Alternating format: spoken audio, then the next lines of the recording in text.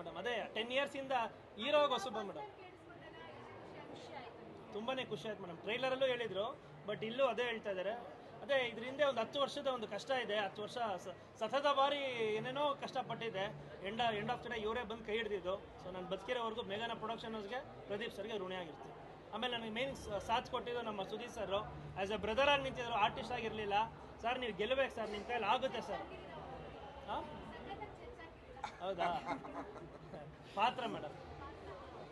ಆವಾಗಲೇ ನಾನು ಗೆಲ್ಲೋದು ನೋಡಿ. ಈಗ ಹೇಳಿದ್ರೆ ಎಲ್ಲರೂ ನಿಮಗೆ ಬೈತಾ ಇದ್ರು ಅಂತಂದ್ರಲ್ಲ, ಆವಾಗಲೇ ನಾನು ಗೆದ್ದಂಗೆ. ಇಷ್ಟು ದಿನ ಕಷ್ಟ ಬಿದ್ದು ನಮ್ದೇನಿದೆ ನಾವು ಮಾಡಿ ನಿಮ್ಮ ಮುಂದೆ ಇಟ್ಟಿದ್ದೀವಿ. ಇನ್ನು ನಿಮ್ಮ ಕೈಯಲ್ಲಿ ಇರೋದು ನಮ್ಮ ಸಿನಿಮಾನ ಕಾಪಾಡೋದಿಲ್ಲ. ಸೊ ಪ್ಲೀಸ್ ನಿಮಗೂ ಅನಿಸಿರುತ್ತೆ. ಈಗ ಮ್ಯಾಮ್ ಒಂದು ಒಳ್ಳೆ ಪ್ರಶ್ನೆ ಕೇಳಿದ್ರು, ಪ್ರೀತಿಸೋರು ಎಲ್ಲರೂ ನೋಡಲೇಬೇಕಾದಂಥ ಸಿನಿಮಾ ಅಂತ. ಬರೀ ಹುಡುಗನ್ನೇ ಪ್ರೀತಿಸೋದಲ್ಲ, ನಮ್ಮ ಸಿನಿಮಾ ನೋಡಿದ್ದೀರಾ, ತಂದೆನ ಪ್ರೀತಿಸ್ದಿರೋ ಮಗಳಿರೋಕ್ಕೆ ಸಾಧ್ಯ ಇಲ್ಲ ಅಂತ ಮಗಳು ನೋಡಬೇಕು, ಮಗಳನ್ನ ಪ್ರೀತಿಸ್ದಿರೋ ತಂದೆ ಇರೋಕ್ಕೆ ಸಾಧ್ಯ ಇಲ್ಲ ಅಂತ ತಂದೆನೂ ನೋಡೋಂಥ ಸಿನಿಮಾ. ಹುಡುಗನ ಪ್ರೀತಿಸ್ತಾ ಇದ್ರು ಗಂಡನ ಪ್ರೀತಿಸ್ತಾರೆ ಅಂತ ಹೆಂಡತಿ ಇಲ್ಲ ಅಂತ ಹೆಂಡತಿ ನೋಡ್ಬೇಕಾದ ಸಿನಿಮಾ. ಆಮೇಲೆ ಹೆಂಡತಿ ಕೊಡಬೇಕಾದ ರೆಸ್ಪೆಕ್ಟ್ ಏನು ಅಂತ ತಿಳ್ಕೊಬೇಕಾದ ಗಂಡ ನೋಡಬೇಕಾದಂಥ ಸಿನಿಮಾ. ಪ್ರೀತಿಲಿ ಎಲ್ಲವನ್ನು ಕಳ್ಕೊಬಂದು ಆ ಹುಡುಗಿ ನಿಂತಾಗ ತನ್ನ ಹುಡುಗ ಅವಳ ಜೊತೆಲಿ ಹೆಂಗೆ ನಿಂತ್ಕೋಬೇಕು ಅಂತವರು ನೋಡಬೇಕಾದಂಥ ಸಿನಿಮಾ. ಸೊ ದಯವಿಟ್ಟು ಪ್ರೀತಿಸ್ದೇರೆ ಬದುಕಕ್ಕೆ ಸಾಧ್ಯನೇ ಇಲ್ಲ. ಪ್ರೀತಿಸೋರು ಎಲ್ಲರೂ ನೋಡುವಂಥ ಸಿನಿಮಾ.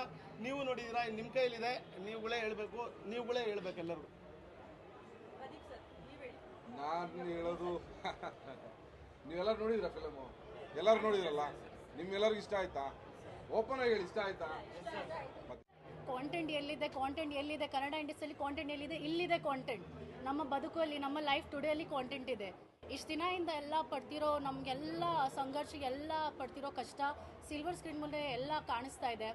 ಕಿರಣ್ ಸರ್ ಎಲ್ಲ 3 ವರ್ಷದಿಂದ ಈ ಒಂದು ಕತೆ ಬರವಣೆ ಮಾಡಿ ಅಷ್ಟೊಂದು ಕಷ್ಟಪಟ್ಟು ಫೈನಲಿ ಆ ಔಟ್ಪುಟ್ನ ನೀವು ಸ್ಕ್ರೀನ್ ಮೇಲೆ ನೋಡಿದಾಗ ಹೆಂಗೆ ಅನ್ಸುತ್ತೆ ಗೊತ್ತಾ?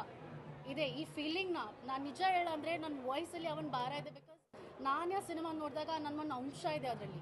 When you say Riya character, ನಮ್ಮಂಥ ಹುಡುಗಿನ ನೋಡಿದಾಗ, ಬಟ್ಟೆ ನೋಡಿದಾಗ ಅಥವಾ ಮುಖ ನೋಡಿದಾಗ ನೀವು ಜಡ್ಜ್ ಮಾಡ್ತೀರಲ್ವಾ, ಓ ಏನೋ ಹಂಗೆ ಹಿಂಗೆ ಅಂತ. ಬಟ್ ನಮ್ಮಂಥ ಹುಡುಗಿ ನಮ್ಮ ಕಾಲ ಮೇಲೆ ನಿಂತ್ಕೊಂಡು ನಾವು ಒಳ್ಳೆ ಡಿಸಿಷನ್ಸ್ ತೊಗೊಳ್ತೀವಿ. ನಮ್ಮಲ್ಲಿ ಅಷ್ಟೊಂದು ವಿ ಹ್ಯಾವ್ ದಟ್ ತಾಕತ್. ನಮ್ಮ ಹತ್ರ ಯಾರು ಕೆಟ್ಟ ಮಾತಾಡಬಾರ್ದು ಅಂತ ನಾವು ರಿಜೆಕ್ಟ್ ಮಾಡ್ತೀವಿ. ಅಂಥದ್ರಲ್ಲಿ ಎಲ್ಲ ಜೆನ್ಸೀಸ್ ಆಗಲಿ ಎಲ್ಲ, ಇಟ್ ಇಸ್ ನಾಟ್ ಅಬೌಟ್ ನನ್ನ ವಯಸ್ಸು ಈ ಥರ ಹೇಳ್ತಾ ಇಲ್ಲ. ಒಂದು ಕರೆಕ್ಟ್ ಏಜ್ ಗ್ರೂಪಿಗೆ ಎಲ್ಲರೂ ಒಂದು ಡಿಸಿಷನ್ ತೊಗೊಳ್ಳೋ ಮುಂಚೆ ತುಂಬ ಯೋಚನೆ ಮಾಡ್ಕೊಂಡು ಡಿಸಿಷನ್ ತೊಗೋಬೇಕು. ಸೊ ಮೊದಲನೇದಾಗಿ ಸಿನಿಮಾ ಚೆನ್ನಾಗಿ ಬಂದಿದೆ, ಆ ಒಂದು ಖುಷಿ ಇದೆ. ಸೊ ನಿಮ್ಮ ಲೈಫಲ್ಲಿ ಏನಾದರೂ ಒಂದು ಡಿಸಿಷನ್ ತೊಗೊಳ್ಳೋ ಮುಂಚೆ ಎಷ್ಟು ಯೋಚನೆ ಮಾಡಬೇಕು ಅಂತ ಗೊತ್ತಾಯ್ತಲ್ಲ. So first of all thank you Pradeep sir, ಇವನ್ ಅವಕಾಶ ಕೊಟ್ಟಿದ್ದಕ್ಕೆ.